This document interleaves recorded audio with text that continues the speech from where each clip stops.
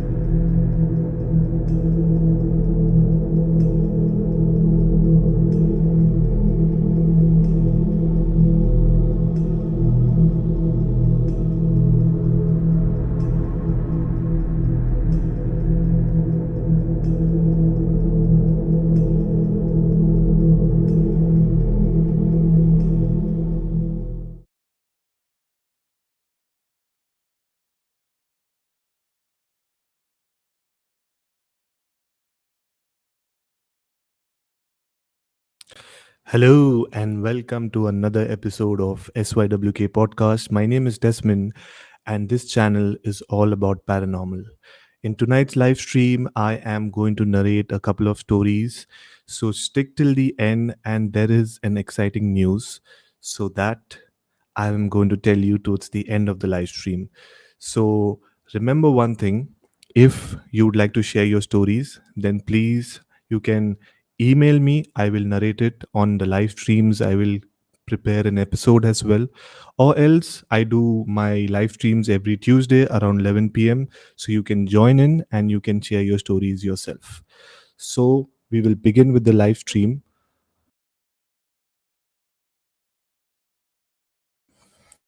So, yes, we will begin with the live stream.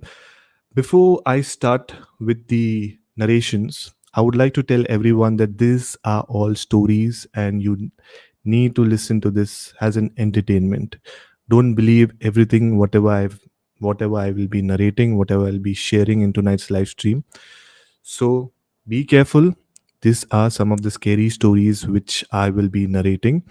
And if you're new to my channel, if you're watching the live stream for the first time, please don't forget to like the stream.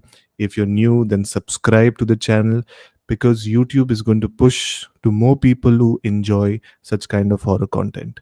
So, now, first of all, before we begin with the live stream, I would like to know if my microphone is working, if you guys can hear me properly. Whoever is there on the live stream, please let me know if you guys can hear this. Put something in the chat, yes, no, whatever, so then we can begin. Okay, Roxanne is there and she can hear us. So now there is a story which I will be narrating. The story is basically of a haunted villa in Mangalore. So basically there is a city in India, it's called as Mangalore, and apparently this is one of the creepiest stories which I have heard on another podcast, and then I decided to narrate it uh, in my style. So we are going to uh, narrate it. Before that, I will just put the title. The title is, let me search for the title. Okay, I got the title. And the title is, this typing, give me a minute. The title is The Haunted Mansion. Oops, my phone fell down. Sorry. The title is The Haunted Mansion in Mangalore, India. Just give me a minute. Yes. Here we go. So, yeah, I'm typing this and something else is only coming on the chat. Oh god. This is what happens when you do live stream on your own. Okay. The Haunted Mansion in Mangalore. So here we go. I'm going to narrate the story. So please plug in your headphones and enjoy.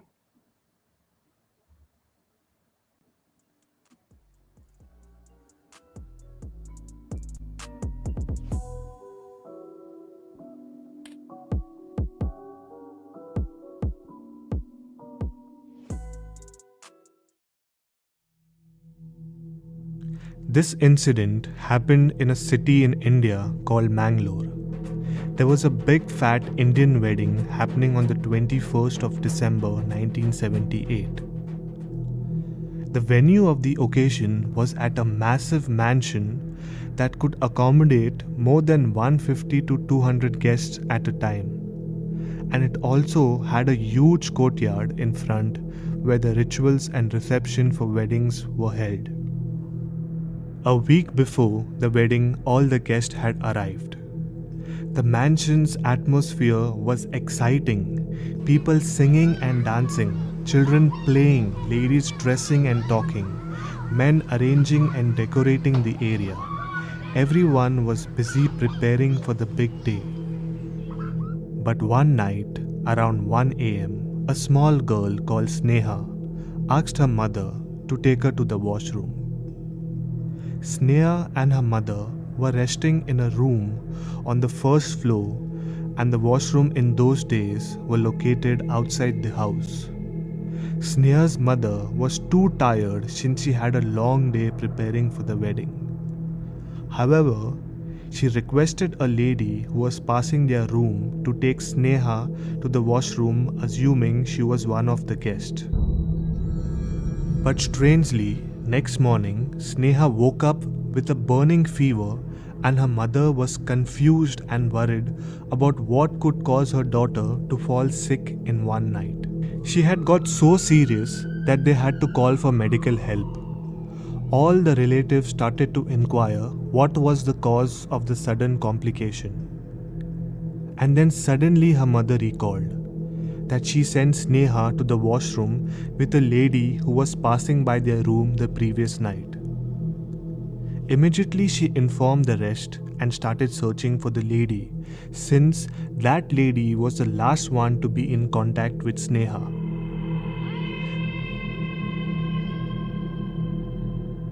There were more than 150 plus guests and 40 helpers at that mansion, but after inquiring with most of them, they could not find her.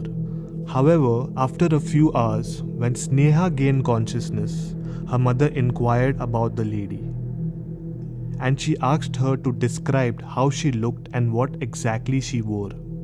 While she was describing her attire, they got to know from one of the helpers that her description was similar to a lady who had passed away 30 years ago, and she was the daughter of the owner who owned the mansion.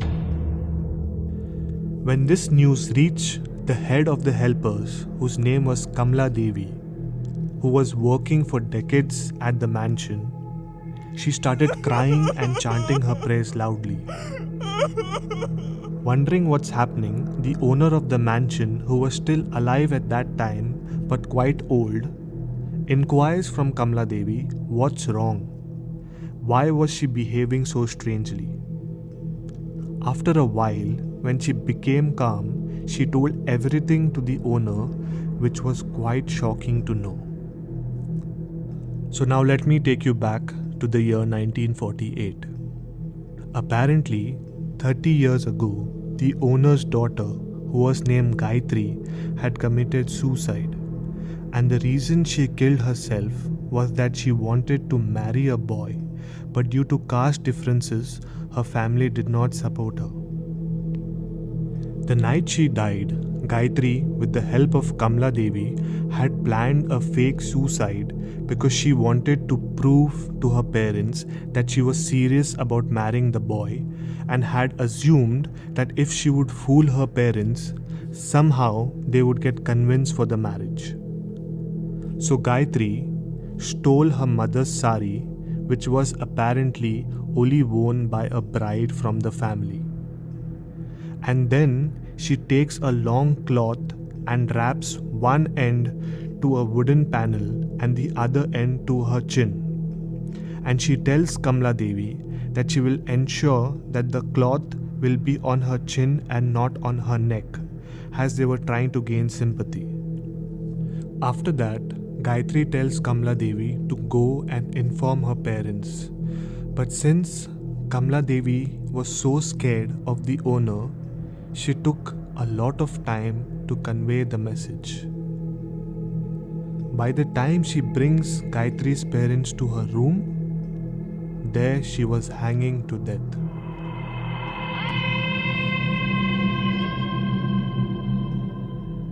It is said that she accidentally strangled herself and died. After all the ceremonial rites were done, one night, while Kamla Devi was sleeping, she felt someone tapping her feet. She startled and woke up. And there she saw Gayatri.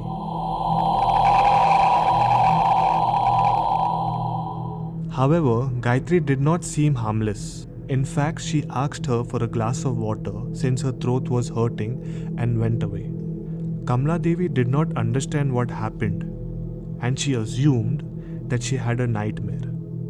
However, this incident started happening every night. By now, Kamla Devi realized that it wasn't a nightmare and she was actually witnessing Gayatri's spirit. Although Gayatri wasn't harming anyone, as she herself hadn't realized that she had passed away, and she would casually roam around the mansion.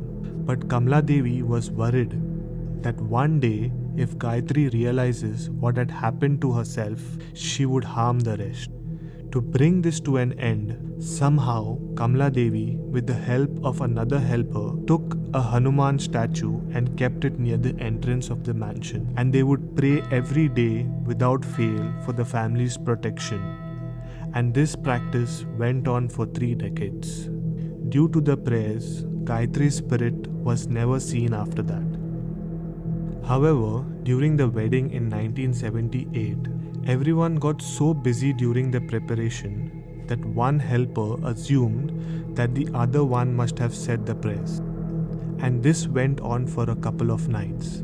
But it so happened that the prayers, which were keeping the family protected from Gayatri's spirit, started fading off.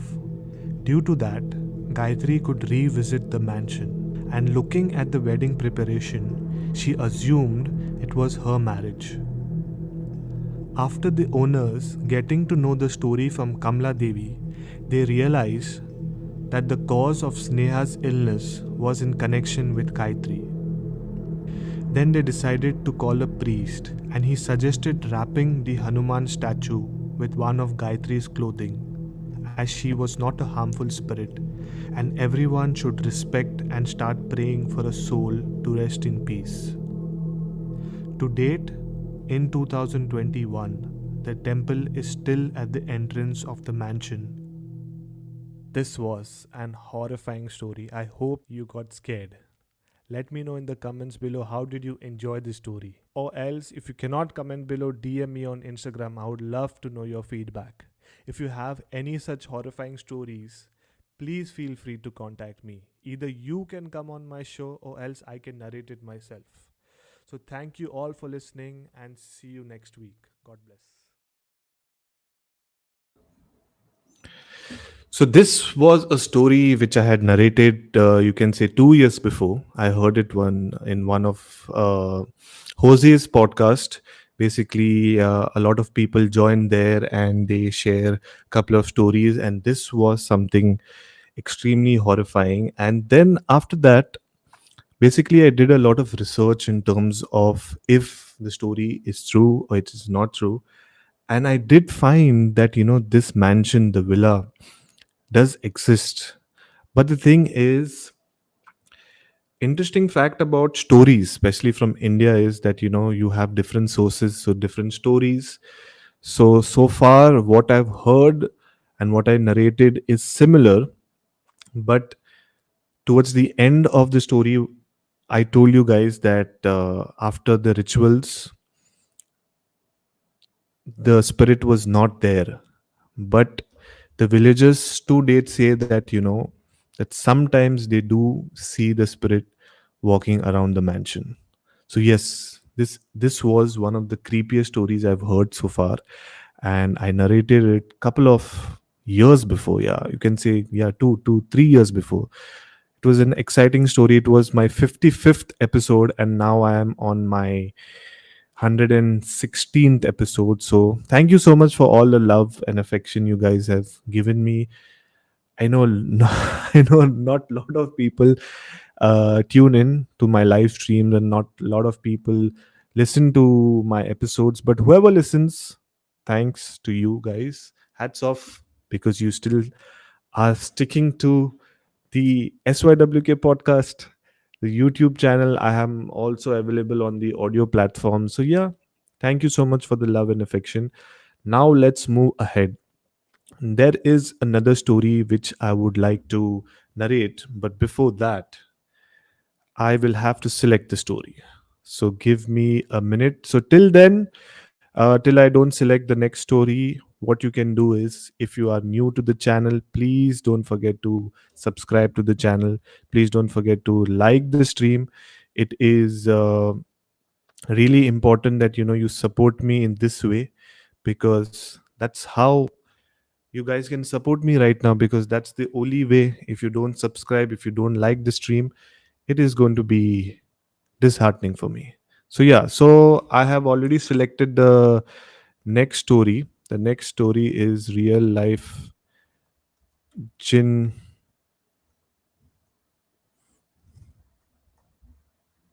So most of my stories, basically, if you see, are from India. To be honest, there are a couple of different stories as well, from US and UK and Japan. But the fascinating part about the Indian stories are, that you really get connected to it, because a lot of my people who watch my live streams and who consume my podcast are from India. So a story from your hometown is much more fascinating than a story from US or UK. I do narrate couple of stories from the West, but I really enjoy narrating stories from India. So yeah, the title is Real Life Gin Story. So this also was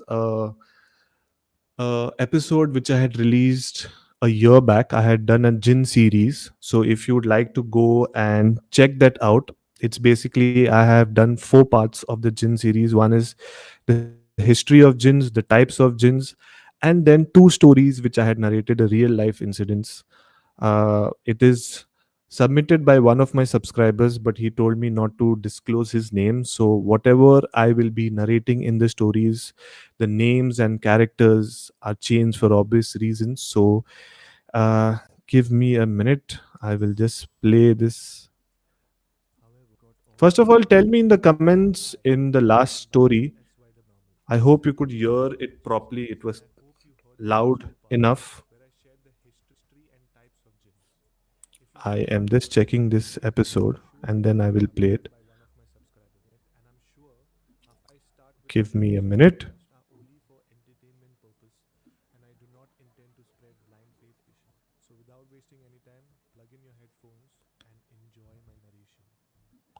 Okay.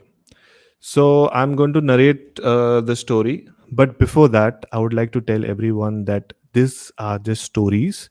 It is just for entertainment. I'm not sure if it is true or if it is not true, but it's up to you guys to decide if it is true or not. So here we go. A real life gin story from India, and I'm going to play it right now.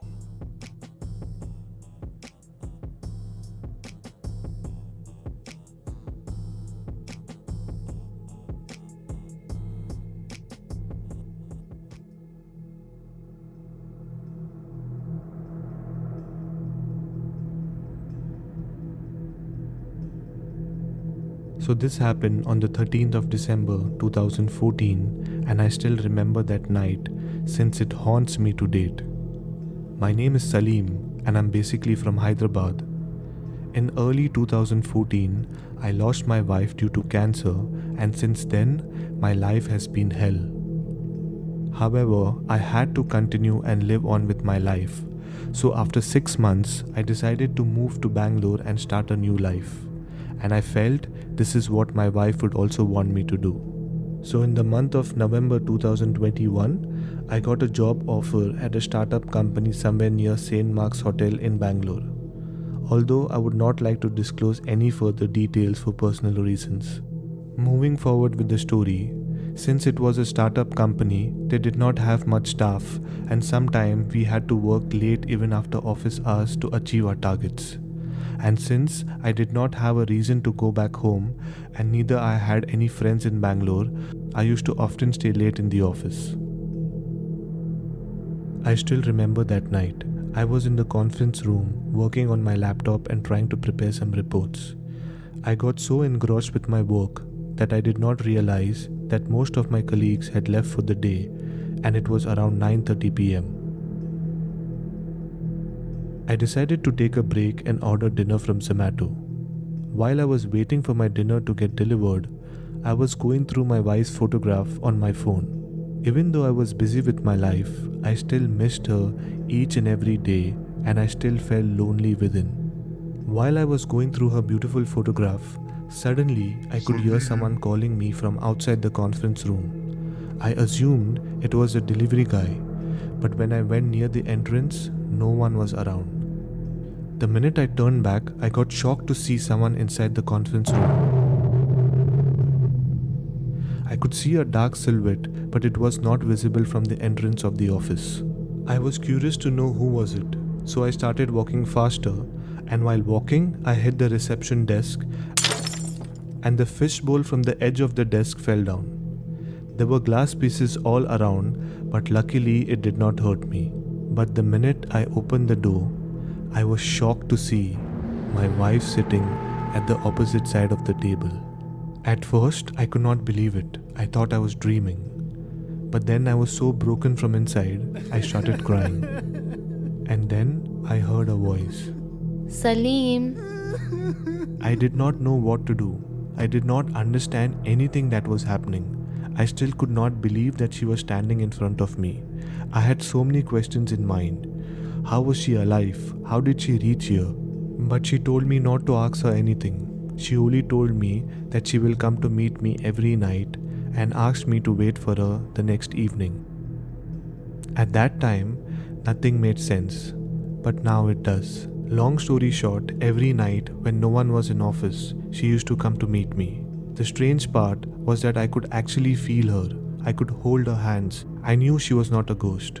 But somewhere back in my mind, I was still confused how a dead person can come alive. After that, I look forward to meeting her every night. I knew she had told me not to tell anyone, but I was really happy. I decided to call up my big brother in Hyderabad and inform him. At first, he did not believe me. He thought I had become crazy, and because of that, we had a disagreement, and that ended our conversation. But then suddenly, after a few days, my big brother arrives in Bangalore to check on me since I had stopped answering his calls. He was worried and wanted to know if I was fine. I was still angry, but I told him that tonight I will give him the proof that I meet my wife. I told him to come to my office by 9 pm and asked him to hide in the washroom and wait for everyone to leave. The minute everyone left, I dropped him a message to hide somewhere in the office and witness the truth. After a while, she comes and like always, we meet in the conference room. We spoke for a while and then she left. After that, I go and meet my brother and asked him, "Are you happy now? Do you believe me?" He was sweating and was in fear. He did not say a word at that time, but the next morning, my parents were in Bangalore, sitting next to me with a local priest. I was shocked and confused at the same time. The priest? Why the priest? He asked me when and how did I meet my wife. So I told him everything. I knew something was serious since my entire family was worried and praying over me. After a while, I asked my brother again with a lot of curiosity, "Did you see her last night?" The answer shocked me for the rest of my life. He said he could only see a dark shadow in and around me. At that very moment, I got back to my senses and understood that I was not meeting my wife, and it was something that I could not explain to anyone at that time. However, after the priest got all the information, he told my family something which still haunts us to date. He said that it was not my wife, but a jinn called Ghoul who was meeting me. It's a type of jinn who can shapeshift and turn into a human form. He also informs me that normally this type of jinn attack people who are sad and emotionally broken from inside. It's an easy target for them. It was extremely hard to believe what had happened to me at that time. But now, after so many years, I sit back and thank God for saving me from the devil. Over the course of time, I studied everything about jinns. In my story, the biggest clue was that the jinn used to come in the same attire every night and used to call me Salim. But my wife used to always call me Jan. And that's when I knew that it was a jinn. Because they can take a form of humans but won't know the person's nature and behavior. For the people who are listening, please note if you ever see your loved ones who have passed away, it is possible that it can be a jinn. So, this was the real life jinn story that Salim witnessed. How did you enjoy it? Please let me know in the comments below if you're listening to this episode on YouTube, or DM me on Instagram if you're listening to this episode on any of the audio platforms. Before I end this episode, I have a message for everyone who's listening. I don't know if the story is true or not, but the moral of the story is that if there is bad, then there is good. And remember, God will always win. So keep your faith strong in God and enjoy horror content, but do not take the story seriously. Thank you for listening and see you in my next episode. God bless. La, la, la, la, la.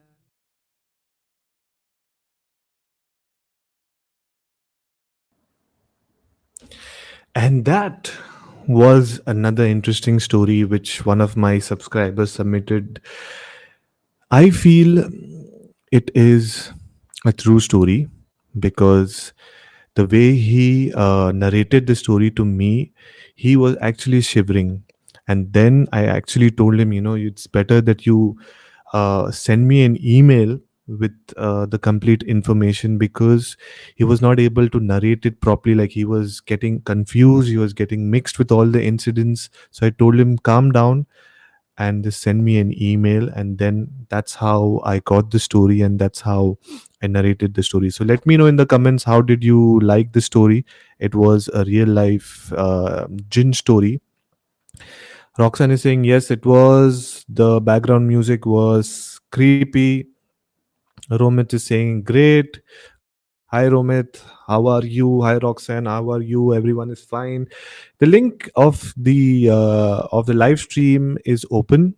If you would like to share your story, then you can please feel free to click the link in my description, and you can join the stream and you can share your stories. If not, I will be narrating more stories. So before I go ahead with the next story, I wanted to discuss about jinns, and an important lesson what we learned in this story is that, and this is something true, this is something coming from me personally, that whenever in life you're low, whenever in life you are not doing great, that's the time when the demon, that's the time when the devil, that's the time when the dark entities or the negative energies attract to you.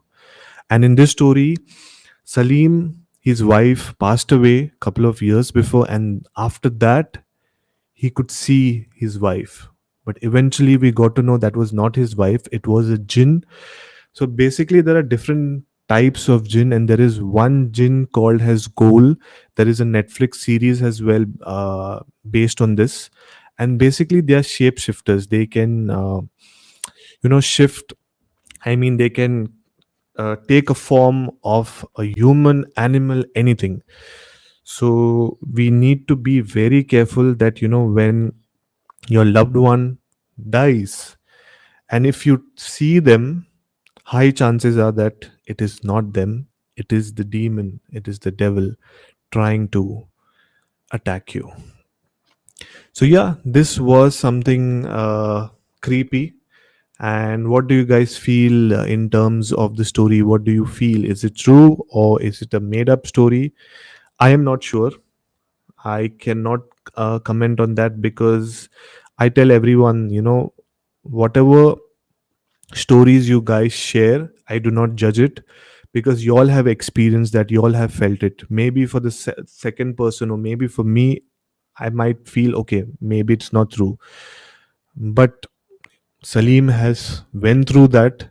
It is a very difficult time that he had to face during that time, and then a lot of prayers had to be performed on him so that the jinn can get detached from him. So it is crazy, and I just pray to God that not everyone, not anyone, basically not even everyone, not anyone gets attached to such kind of jinns, or not anyone faces the unknown, faces the paranormal world. I just hope, because once you go into that, it is very difficult to come out. You need a lot of prayers, you need a lot of self belief. And I don't want to turn this into a self motivation podcast. Let's go ahead with another story. Let me search the another story. Again, I would like to tell you that if you are new to the channel, please don't forget to like this stream. Please don't forget to. Roxanne is saying, is it's a possibility jinns do prey on the weak? Yes, it is indeed. That is the biggest weapon which they use. If you're low, if you're not feeling right emotionally, you're low, that's the time when jinns attack you. And if you have lost your loved ones and you're missing them, and you try to contact them somehow through these babas and pandits and xyz, it is not your loved one who comes, it is one of the jinns or demons who come, because you're low, you're an easy target for them. So that's why, whenever you're low in life, whenever you're depressed, whenever you're sad, you should not run towards the negative side. You should always try to look and be positive in life. I don't want to be more motivational. Let's go ahead. Roxanne is saying, not only jinns, even spirits. Yes, yes, yes, yes, yes. So the next story, what I have is basically an H17 Mumbai Goa highway.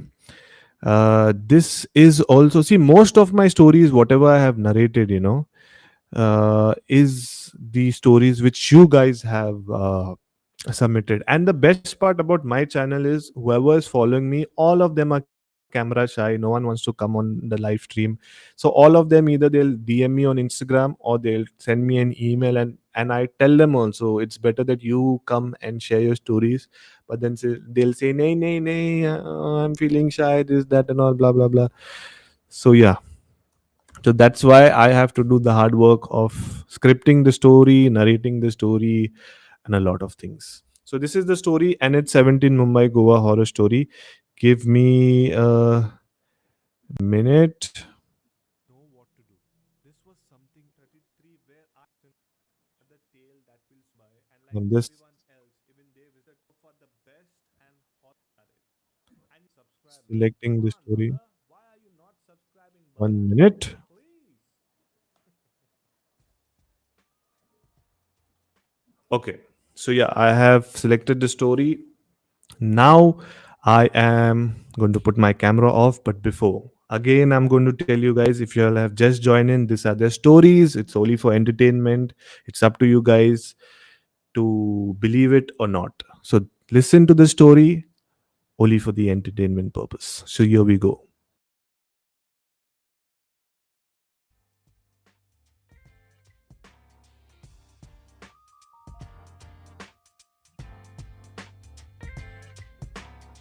My name is Varun and my wife's name is Sneha. We both live in Andheri, Mumbai, India. We got married in January 2020 and we had decided to go on a honeymoon by mid February. But since you all know, due to the COVID situation, everything got cancelled. However, by the end of the year, everything started getting back to normal, and then, like everyone, even we planned to visit Goa.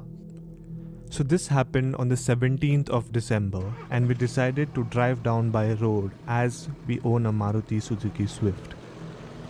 It was just me and my wife, and we left around 2 pm. We decided to stop and check out the different spots on the way to Goa. So, first we halted at an unknown waterfall, chilled for a while, and many more such beautiful locations. We had already planned to explore new scenic locations on the way, as my wife loves photography. We were having fun, but we never thought or imagined that the evening of 17 December 2020 was going to be the worst nightmare of our lives. So we stopped at around 12 am midnight for dinner at a small restaurant close to the NH17 Mumbai-Goa highway.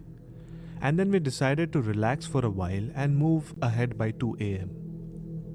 And that's when the horror started. I still remember that night. We were listening to the local radio station. Windows were down, the wind was blowing, Google Map was on, and a few heavy-duty vehicles on the road. I was driving at a speed between 80 to 100, and after a while, Google Maps suggested taking a right since it was showing 30 minutes faster. Normally, I don't take the interior routes, but that night I don't know why I took that right. The minute I was on that road, it completely became dark because of no streetlights. Even the other vehicles were not around us. We were all alone on that stretch. I did find it strange since a few seconds before we could see the other vehicles, but now it was completely silent and dark. The only light on the road was from our car headlight. After a while, it started to get a bit cold. I rolled up my car windows, and since you guys know we have a habit of stopping at different spots if we find it interesting, but on that road, firstly we could not see anything. It was just like trees and bushes on the left and right hand side of the road. I was driving a bit slow, and then I noticed a small house at the corner of the road. Finally, I felt relieved. We continued to drive, and it showed 20 minutes on the map to reach the main highway. I remember checking the time, and it was around 2:30 am. We both were waiting to get out of this lonely road and get back on the highway. Now it was 3:15 am and it still showed 20 minutes. We were confused. Why is this stretch not ending? Then we assumed that the map was not giving us a proper direction. So I decided to redirect the location, and that's when we got scared for the first time. It said that we were in the wrong direction.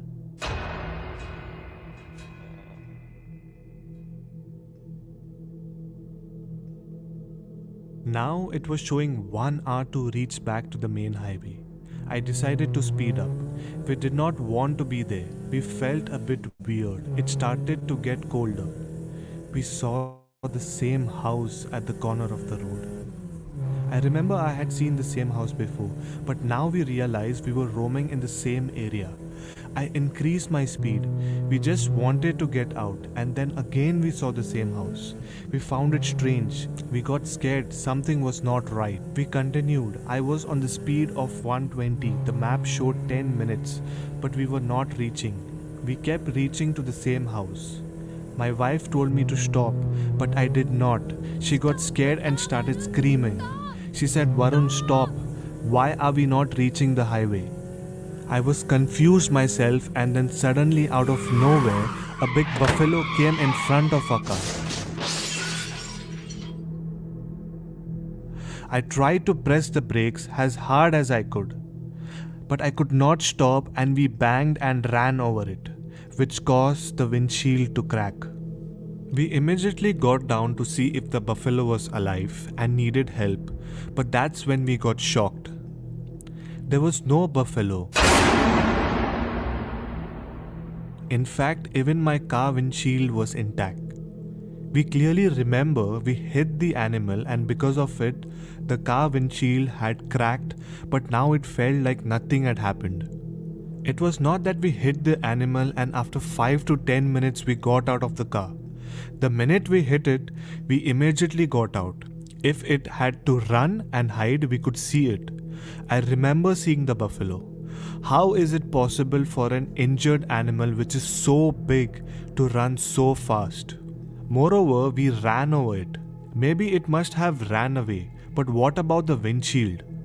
It felt like nothing had happened, not even a scratch on it. But we had physical injuries because of the broken glass pieces. We really didn't know what to do. This was something extremely strange. Even if it had to be my imagination, how is that we both felt and experienced it? The scratches were totally unexplainable. We figured out it was something mysterious. We rushed to the car and drove towards the highway. My wife started chanting her prayers. Driving ahead, we finally saw a signboard and vehicles followed. We were back on the highway. I don't know what happened to us that night. It was baffling. It felt like the road was haunted. We struggled on that stretch to reach the main highway. We could see the same house again and again. And the most confusing part, where did the buffalo go? We knew we hit it at a high speed. It had to be injured. It just can't run away so fast. We cannot explain the incident, but that's what happened to us on NH17 Mumbai Goa highway.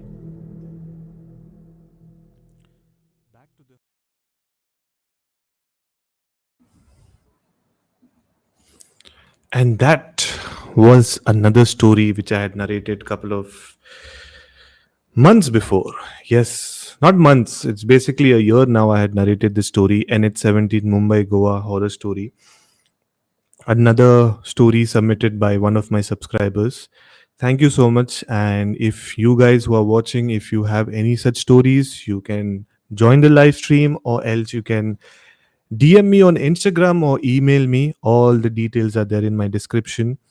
Now, talking about the story, similar kind of story, similar kind of incident happened with another colleague of mine.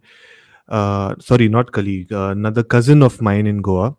So basically, the NH17 Mumbai Goa highway, apparently, they say it's haunted, and a lot of incidents has happened there. A lot means a lot, because there is one stretch. I don't remember the actual location, but I remember that there is one stretch that apparently most of the accidents happen on that stretch. And there is a big signboard as well, that this is a danger zone, accident pro zone. So please go slow. And apparently, every day, every week, every month, someone has met with an accident and they have died. So the crazy part about unnatural death is, that it is unnatural. And it is not your time to go. So they say that your spirit is been loitering around there. And that's why a lot of people meet with an accident. And the accident is not that, they are hitting another vehicle or they're hitting another object or a tree. It's just that, they're driving and then suddenly out of nowhere they just miss their turn or they miss, I don't know exactly what happens, but they just miss something and then they go and bang. So it is strange. And if you guys have seen this movie called as Talash, in that they have explained very well that when someone is driving, suddenly a ghost or a person comes in the middle of the road, and then the driver tries to turn around so that they don't bang the person. But apparently it's not a person, it's a ghost, because no person will suddenly out of nowhere just come out in the middle of the road. So that is an interesting fact about the NH17 Mumbai Goa highway. Any one of you guys have experienced any such things, then please, I would love to hear your stories as well. Now moving ahead, there is a book. The book name is Possessed. The author name is Abhishek Kumar Singh. He is a beautiful person because I had an interview with him on my channel. And then after that, I read his book. So it's a very interesting fact. So apparently, I'm telling you, till now, I get goosebumps when I think about that book. Right now, also, I'm kind of shivering because that book has affected me so much that for me, so far, it's one of the best books I have read. So, Mr. Abhishek Kumar Singh, he is a new author, and that was his first book. After that, I'm not sure. I don't think so. He came out with another horror book. He did come out with something true crime or something, but the first book will always be special. I had an interview with him. So far, in the book, basically, there are 10 different stories. Now, I did ask him when I was having a conversation that is this true stories? So he said, no, it is not true stories, but it is inspired by true events. So he got the inspiration, for example, NH17, he got the inspiration and then he sat and he wrote. So basically, the best part about books is, that it makes you imagine, it makes you open your mind to another level. And especially when you're reading horror, it just takes you to another level. So I'll give you a short story, a backstory. So I purchased the book. And then for a month or so, I did not read that book. I did not touch the book. So basically, I'm not a person who read books. I listen to a lot of podcasts. That is why I have started my own podcast channel. So one evening I decided, chalo, let's read the book. And anyways, it's a very small book. You can finish it in maybe in 2 days, 10 stories. Each story is maybe like 5 to 10 pages. So it's a beautiful but horrifying book. So I decided that, okay, let me start reading the book. So I read the first story, I read the second story, I read the third story, I read the fourth story. It was good. But when I read the fifth story, I can't explain the fear what I got while reading it, the chills what I got. I have not got any chills even by watching a movie. Trust me, because I told you guys, that when you read a book, you start imagining the characters. Everything is playing in your mind. See, when you watch a movie, you can see they're forcing you to see that scenes. You'll get scared for a while because horror movies are more about jump scares. There will be one, two jump scares, you'll get scared. Movie is over, that's it. Maybe after a day, you'll forget it. But when you read stories or when you listen to podcast, it just sticks in your mind, especially when you read a story. So I am going to play one of the stories which I have narrated from the book. It is, you can say, a 10 minutes narration, but trust me, towards the end of the narration, it's going to blow your mind. But the interesting fact is that not the whole story is there in my narration. If you want to know what happens next, you will have to read the book. Obviously, I need to give credit to the author as well because he has done so much of hard work in terms of sitting for a couple of nights, so many nights maybe, and scripting it, writing the story. So we need to give credit to him. So if you are a person who likes to read, you can check my playlist where I have interviewed a couple of authors, a couple of horror authors like Neil De Silva is another horror author, Abhishek Kumar Singh, Siddharth Nirwan. So basically, Siddharth Nirwan is another author. He has a book called has uh, uh, I can't recollect the book name. Dead People's Town. Yeah, the Dead People Town. So basically, it is a zombie horror kind of book which I'm reading currently, and then hopefully, once I'm done reading that, then I will narrate it on my channel. But this is a story you must hear. And as I was telling you the backstory, when I was reading it, so basically, when I'm reading a story, maybe I'm sitting in my bedroom, I'm sitting in my hall, but for that story, I don't know why, I went to my balcony. So I have a big balcony. I was sitting there and it was around 7:38. Okay. And the country where I live, around 7:38, it is quiet. Where I live also, where I'm staying right now, it's quiet in the evening. So I was reading full concentration, and towards the end, I got so scared that I just closed the book. I threw the book, in fact, and I ran inside the house and I said, Bus, I can't take it. Because the thing is, I can't even explain what kind of horror he has written. I've tried my best to bring some horror elements in the story. So I will be playing the story right now. Let me search for the story. Give me a minute. Meanwhile, I search the story. Please don't forget to like the stream if you have just joined the stream. If you're new to the channel, please don't forget to subscribe to the channel. I have searched the story. Give me a minute. Let me.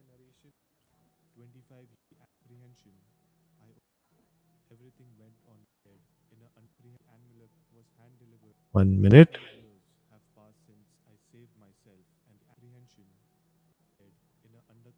Give me a minute.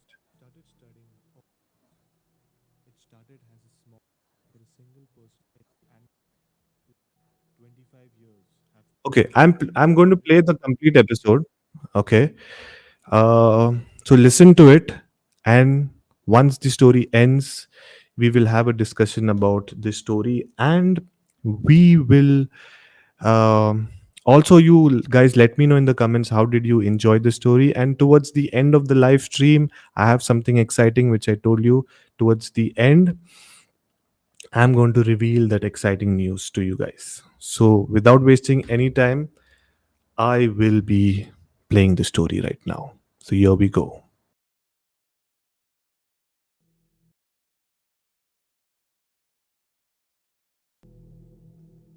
Last thing I remember is hearing a number of gunshots from all around before losing my senses.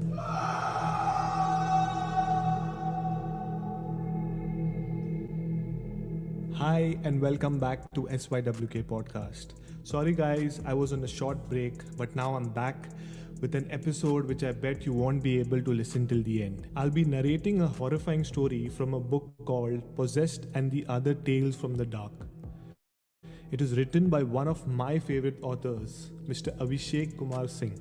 The book has a couple of scary and disturbing horror stories, which I'm sure if you are a horror fan, you're going to love it.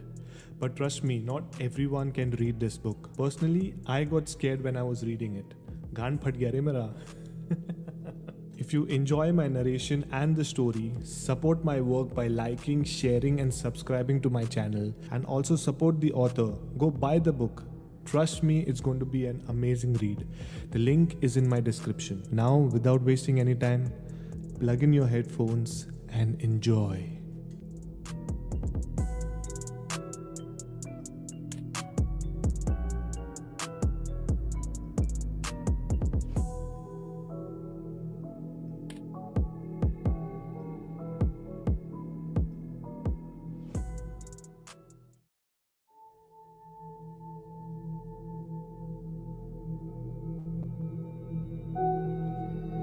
"25 years have passed since I saved myself and returned from my village. I knew that it was only my grandfather's sheer willpower and his love for me that had brought me alive here. And then I got the letter. The heavy envelope was hand delivered by a constable from a local police station. It was from a retired superintendent of police. He was last posted in a metropolitan city located quite far away from the town I lived in. With lots of apprehension, I opened the letter and started reading. Dear Ashutosh, I'm writing this letter as a last resort to solve the problems which have come up within the last 6 months. It's now more personal than ever. That's why, instead of approaching you officially, I felt a personal request would be a better approach. To make you understand the whole situation, I will start writing the events from the very beginning in chronological order. About a year ago, I was promoted as a superintendent of police and given charge of this city. I booked the earliest possible flight and joined my new office. Everything went on well for a while, and then about 6 months ago, I came across a baffling case. For the first time in my career, I had come across a psychopathic killer. A young girl was found dead in an under construction building. It was a day of a festival and the work had been suspended for the day. Her dead body was found by a local rag picker. The body was rigid and stiff, like a curved metallic wire. It scared him to his wits' end. It took some time for him to understand the whole scenario. Somehow, he contacted the local police. The police immediately reached the crime scene and started the investigation. But no matter how much they tried, they could not straighten the dead body. The police was unsuccessful in getting any clues regarding the case. After another month, a similar kind of case appeared in the forest reserve on the outskirts of the city. Another young girl was found dead in the same way. The modus operandi was the same. This time, the girl was found under a banyan tree. One after another, 4 more such cases were reported in the next 4 months. I started studying all the necessary documents related to the cases. I somehow felt that they were very diverse and cleverly planned crimes. The post-mortem reports revealed a new aspect. Though the victims were young girls, surprisingly, no sexual assault had been perpetrated on them. They were not the usual cases of rape and murder. Cause of death in all the cases had been excessive loss of blood, but surprisingly, no severe wound had been found on their bodies. A close inspection of the photographs of the dead bodies bewildered me more. I noticed that all the bodies were found in exactly the same state. They all were found cuddled up, as if they were inside their mother's womb. The eyes of the girls were open even after their death, and they did not have any expression on their faces. It seemed that they were completely unaware of what was happening with them. I felt that they were under the influence of some heavy drugs at the time of their deaths. I left the post-mortem reports and concentrated on the background of the girls. I could not find anything common in between them. All of them belonged to different parts of the city and were not linked to each other. I personally felt that these girls simply ran into bad luck and had come across an intelligent psychopathic killer who killed only to gain some sadistic pleasure. And then suddenly a new problem came up to add to our problems. It started as a small, insignificant incident, but slowly it compounded itself and made us lose our sleep. A young couple complained of their baby getting stolen from one of the hospitals in the suburbs. In the beginning, we took it as a normal case, but slowly we realized that the things were not so simple. Within the next 30 days, we got another 5 such cases from 5 different hospitals. I decided to take both of these cases in my hands and I started studying the case files very meticulously. I felt that the case of stolen babies would be easier to solve, as it was not possible for a single person to handle so many babies together. My experience in the police force had taught me that more the number of people involved in the crime, lesser are the chance of it remaining a secret. There had to be a leakage. I had a strong feeling that somebody from the hospital was surely involved. I visited all the hospitals one by one and met the staff again. Nothing new came to light. And then I met the mother of one of the children who was stolen. She added something which was completely new for us. It was not mentioned in her prior statement. She mentioned that she had seen a silhouette on the terrace of the hospital a few hours prior to her delivery. On prodding, she added that she had seen the dark shadow on the terrace of the opposite wing of the hospital through her cabin window. It was at about 8:30 p.m. and she had got the first sensation of delivery pain just after seeing it. On asking why she had not mentioned it earlier, she told us that the silhouette seemed to be of a black stallion, Luckily, a closed circuit camera was installed on one of the walls of the hospital, which covered the entire terrace on the opposite wing. Expecting a breakthrough, I scanned every second of the film footage, but I did not see anything like what she had mentioned in her statement. I discard this information as I felt that it was just one of the hallucinatory effect which women have in the final hours of pregnancy. I was taken by utter surprise when I casually asked one of the other victims about any unnatural thing which she had seen on the day of her delivery. With lots of uneasiness, she mentioned seeing a black horse in the lawn of the hospital about 2 hours before her delivery. She further mentioned that her labor pain had started only after seeing the horse staring into her eyes in the dark of the night. I called out all the other victims to the police station and asked them about the night of their delivery. One by one, all of them mentioned that they had seen a black stallion sometime during that night. I was completely lost. I could not comprehend that how each one of them had the same hallucination just hours before their delivery. For the first time, I felt that there was much more to the case than what it seemed to be. On the other side, something equally surprising came up. One of my subordinates had met the family members of the murdered girl whose dead body had been found in the jungle. He was informed that the dead body had not burned during cremation and had to be buried. A little bit of further questioning had revealed that apart from the hair, nothing else had burned on the funeral pyre. Even after 2 hours of burning, the body had remained coiled. The only visible change was that the skin of the deceased had become reddish white and her open eyes had melted and flown out of their sockets. Showing his overzealousness, he had contacted the family members of all the other girls who had died that way. Everywhere he was told the same thing. In none of the cases had the body of the victim burned.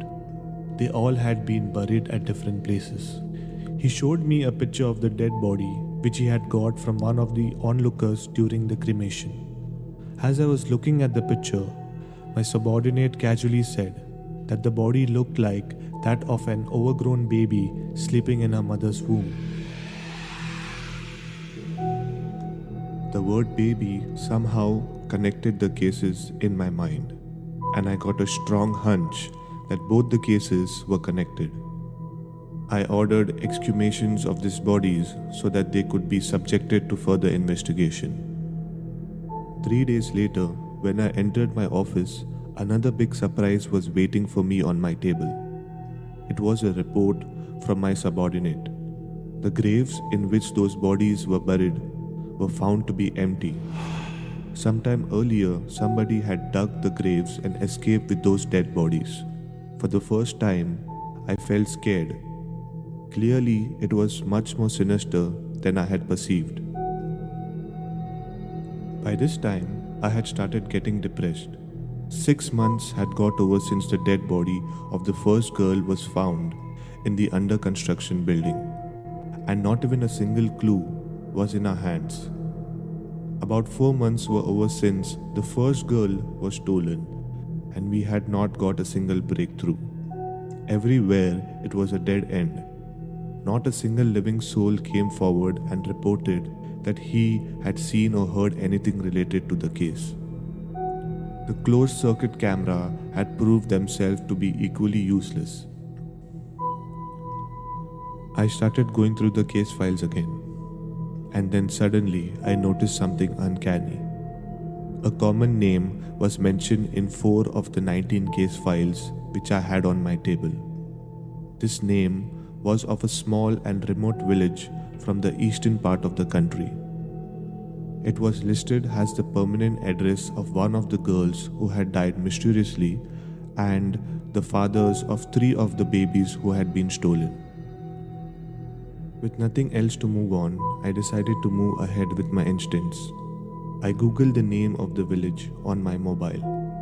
The name was listed in the book of records. The book mentioned the village has a settlement of about 25 houses which existed till the late night of 19 March 1993. On that eventful night, a very small earthquake with its epicenter in the village itself razed all the houses to the ground. The whole village, in about 5 acres of land located on the banks of a seasonal river, was deleted forever from the map of the country. Surprisingly, no construction could come up on that land again. Now that area is covered with high trees and dense foliage. A new town has come up very near to it on the other side of the river, which separates the doom area besides it. This bit of news surprised me further. I decided to inquire from the relatives of other victims. One by one, all of them conceded having some relation with the unfortunate village. They all had direct or indirect links with the village. I decided to visit the place. 2 days later, I got down from the train in the town which had come up near the village. I was a bit skeptical about the whole idea of coming down to this place. A number of times I felt like I was on a wild goose chase and should have returned midway. I had not informed the local administration about my visit, as my hunch had no concrete base and there were chances of getting ridiculed in front of my colleagues. I decided to see the exact location of the unfortunate incident. I booked an auto rickshaw and headed to the area. By the time I reached there, the driver had told me innumerable stories related to the groove.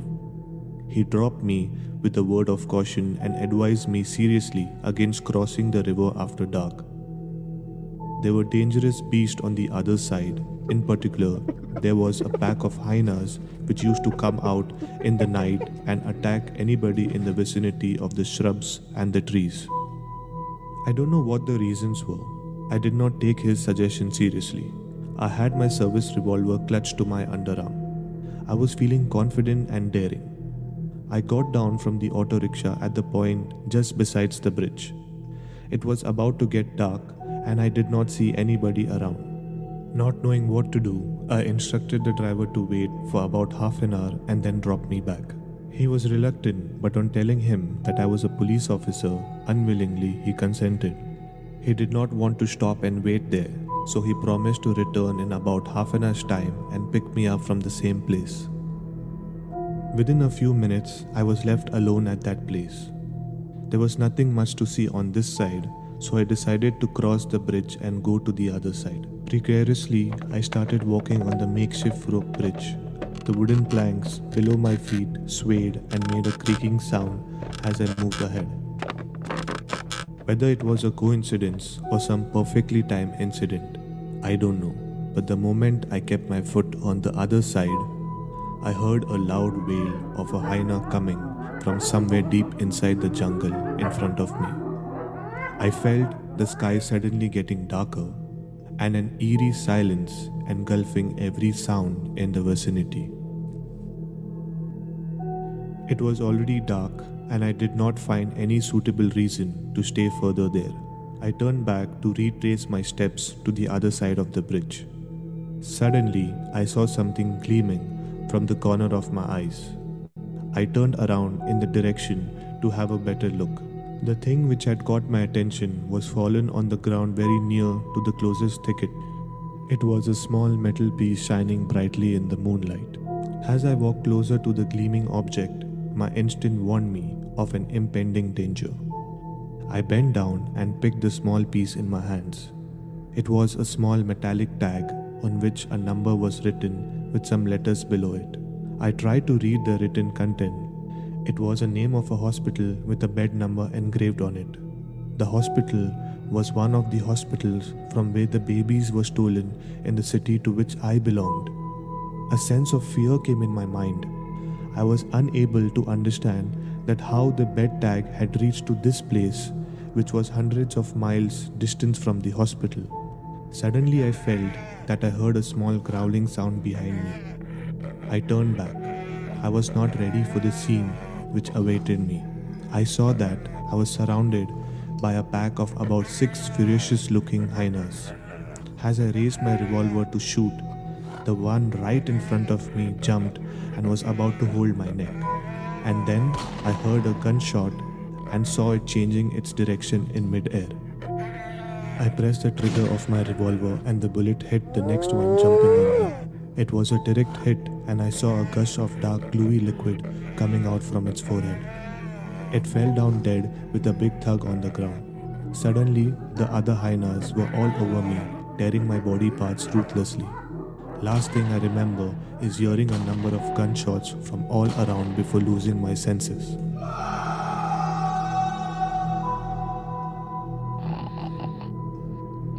A big rumbling sound brought me back to my senses. A police constable was sleeping on a chair and was snoring loudly. The sound of his snores had brought my consciousness back. The dim light of the night bulb clearly showed me the surroundings. I found myself lying on a hospital bed. I tried to look at myself. The body below my shoulders was covered with a white sheet. My limbs seemed to be heavy, and even after a number of attempts, I could not move them.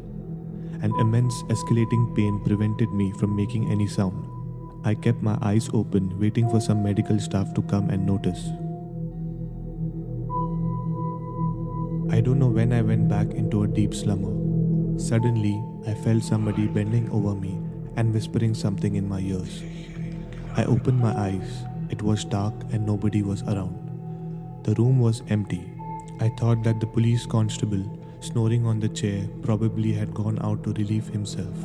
I closed my eyes. This time, I clearly saw a hooded face and heard a distant voice. Get him. I opened my eyes again. The room was still empty, and then I saw it. A tall, magnificent black stallion with long flowing manes was standing just outside the window of the room and was looking directly in my eyes. Its eyes were shining like marbles, and I could notice drops of some dark gluey liquid oozing out through the corner of its eyes. I tried to shout. My voice got muffled inside my throat. Suddenly, I saw a dark silhouette on my chest. The hooded face bent and came very near to my eyes. Apart from two empty sockets of his eyes, I could not see anything else. Astonishingly, I did not feel his weight. He repeated his words, which were, Get him. I felt that they were coming out from somewhere deep inside a long tunnel, and then his weight started increasing. I started feeling an enormous pain rising in my chest. One of my ribs gave in, and I heard its cracking sound. I opened my mouth. Something from inside me was rushing out. I felt my life being sucked out. Unexpectedly, someone switched the room light on. The silhouette dissolved in the thin air, and my life rushed in my body again. The constable shouted, and minutes later, two doctors rushed in. Gasping for air, I tried to speak, but still no words came out. I saw one of them preparing an injection and pulling the bedsheet down below my shoulders. I was not ready for the sight. The region above my right elbow was bandaged. It was evident that most of the flesh and the muscle from the region had been torn apart by the sharp canine of a hyena, and the bones had been pulled out. I fainted. I regained my senses the next morning. What I came to know was that I had gained my senses after 7 days of the incident. The doctors had been trying very hard to save my life. They had lost all hope, but somehow I survived. Luckily, I had dropped my wallet after paying the auto rickshaw fare. The driver had returned after about 15 minutes and had seen it lying on the ground. He had picked it up and had found my identity card inside. Noticing my designation as a superintendent of police, he rushed to the nearest police station, informing the local police about my arrival. He told them about him dropping me beside the river bank. The police correctly guessed that I would have crossed the river and would have ventured to the other side for reasons unknown to them. Being local, they had already witnessed a number of cases of hyena attacks and were also aware that the area was believed to be jinxed. They rushed back and luckily reached the spot a few moments before the hyenas attacked me. It was one of the police constable who had seen the first hyena jump on me and had shot the first round. In a bid to save me, they had showered bullets and had successfully scared them away. Unluckily, none of them were mortally wounded, and all of them had managed to escape in the jungle again. I got puzzled all the more. I remembered my shot, which had directly hit one of them, and the dark gluey liquid gushing out from its forehead. And then I remembered the dark gluey liquid oozing out from the corners of the eyes of the black stallion. I understood it all. The curved dead bodies of the girls, the stolen babies from the hospitals, the stolen dead bodies from the graves, the Jinx groove, the finding of the metallic hospital tag, the sight of the black stallion on numerous occasions, the attack of hyenas, and the scariest of them all, the message from the hooded face, were not separate incidents but were links of a common chain bound to the history of the unfortunate village which had succumbed completely to some sinister force on the night of 19th March 1993. I understood that it was not a mere police case. It was something far beyond the understanding of the police force. For the first time in my life, I felt scared. I decided to leave the place along with my family as soon as possible.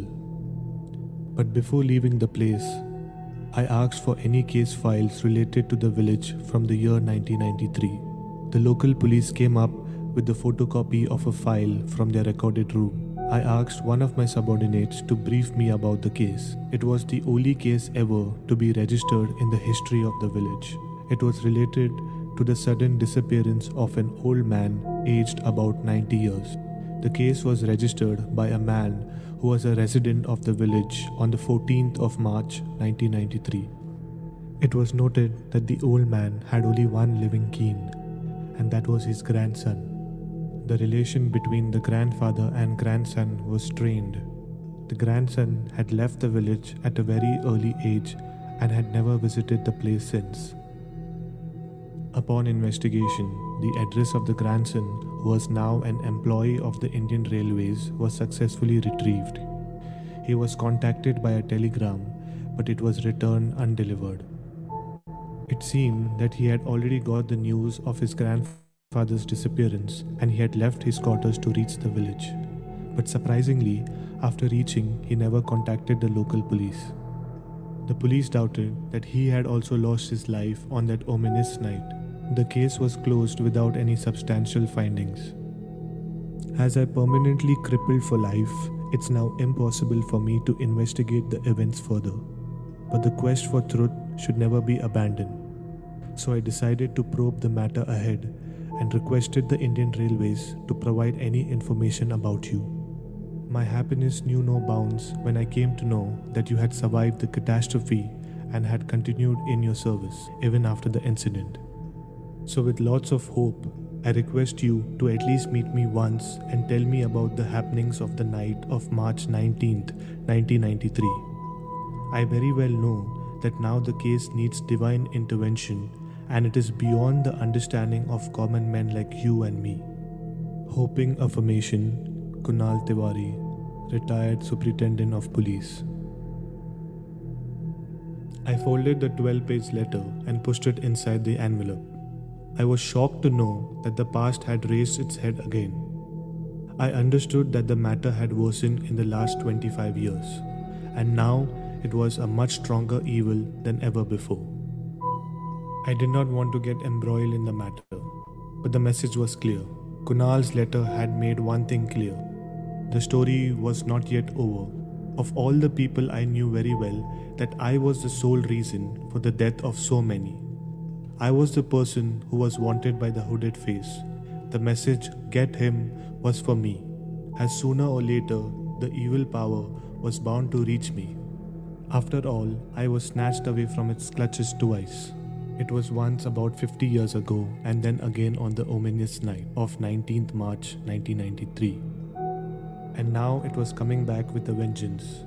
I decided to take it head on. It was now or never. I started packing my bags to meet my destiny.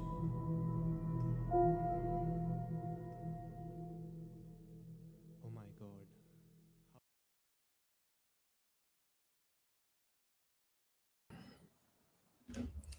And that was a story which I narrated from a book called Has Possessed. How did you guys like the story? I know it was a bit long, but trust me, As I said before, narrating the story as well, it is one of the craziest stories, or it is one of the craziest books, creepiest books you can ever read. So let me know in the comments below how did you like the story. Also, if you'd like to support, please don't forget to go and buy the book. The book name is The Possessed and the author name is Abhishek Kumar Singh. I have also done an episode on my channel, so you can watch that as well. And also, if you like reading or if you don't like reading as well, you must read this book because it's creepy. So moving ahead, couple of stories were narrated and we are almost towards the end of the live stream. So thank you whoever has joined in tonight. This was something different. I wanted to try this. Normally on Tuesdays I have my co-guest Swati Rao and Nikita, but unfortunately they could not join in today. So this was a different kind of live stream where I only narrated stories without wasting a lot of time. I am planning to have this kind of live stream maybe on Saturdays or on Sundays, where it's only going to be narrations, narrations, and narrations.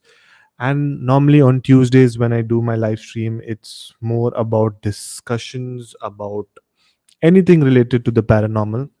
Since my both the co-host was not there, I tried this. So let me know if you want me to do another live stream in a week where it's only narrations, so you guys can just keep the live stream on, you guys can do your business, or you can do whatever you're doing and you can just listen to the stories.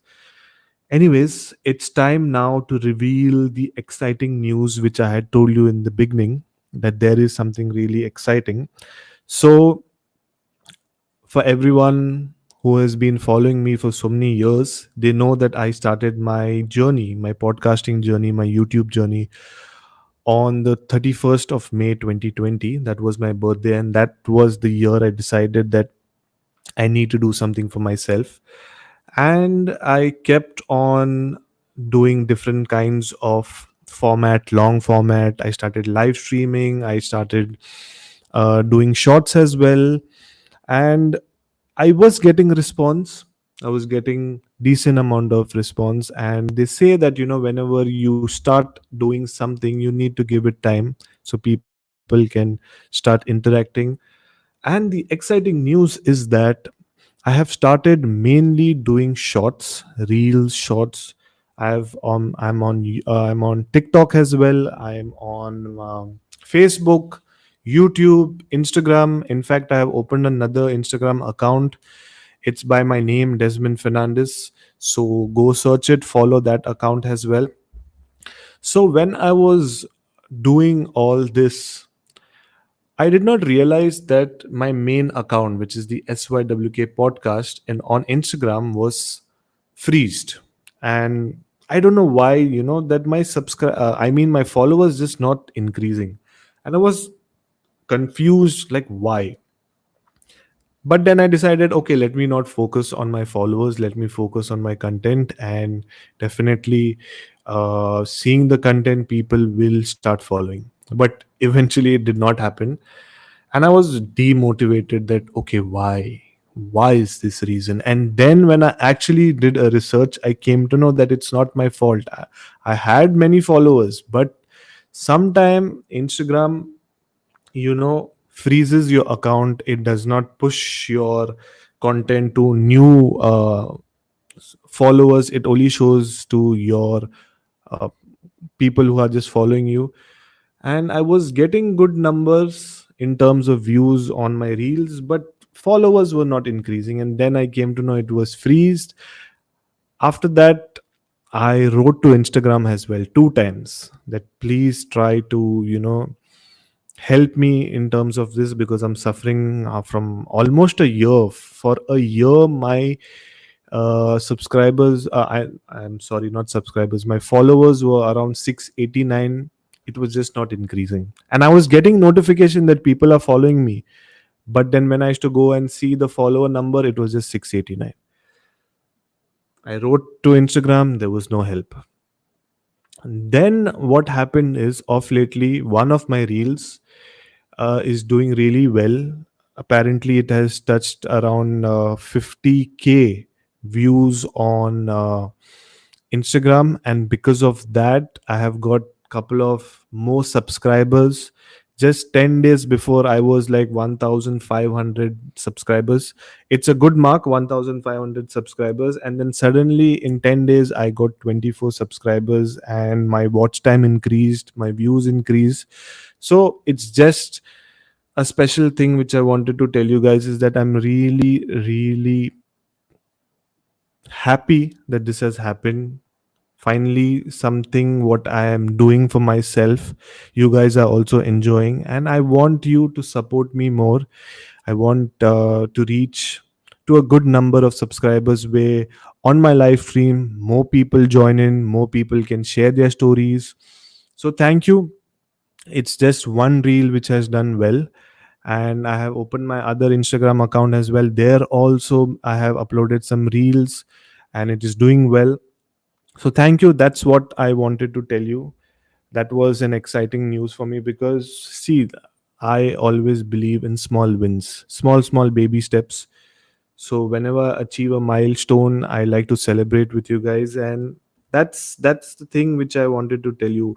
I'm not emotional right now, but I'm happy that uh, that whatever hard work I have done, whatever time I have spent in researching, creating episodes, and in tonight's episode, you must have heard that I put a lot of background music. I put a lot of effort in producing or in creating an episode. So thank you so much for supporting me and the people who have just subscribe to my channel of lately. Welcome to my channel. It is all about paranormal. I do live streams every week. So happy to build a small community. And there are a lot of people like Muskan, there is Alex, there is Swati Rao, there is Hani Pasha. They are regular on my channel. So thank you guys for supporting. It's been an emotional journey, and it's not the end.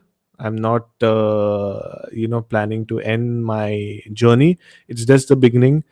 Every day is a learning period for me. So thank you everyone, and we shall who is there? We, it's only me and maybe this mask. Yeah, so we shall see you in our next live stream. So thank you so much for joining in, and I shall see you in my next live stream.